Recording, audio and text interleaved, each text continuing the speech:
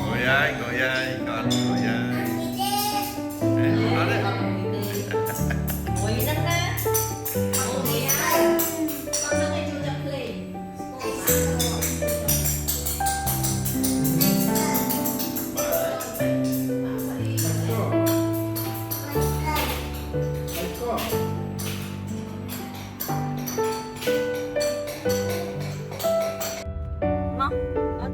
thợ cuối bằng cho mình thợ phỏng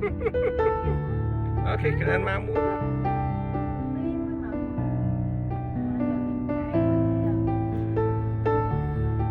cái tiền ót ôn cái tiền ót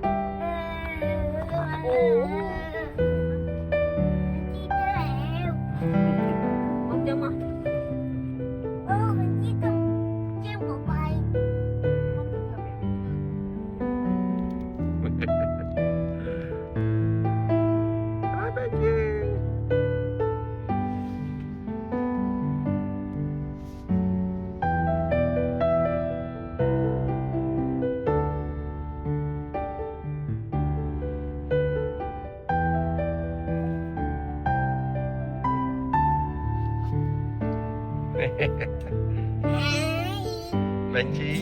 bên chi chứ có bán ra chí á chứ nó cháu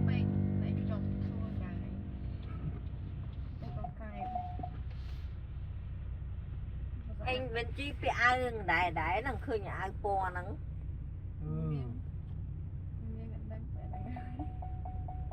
cho ông thông ở bên nữa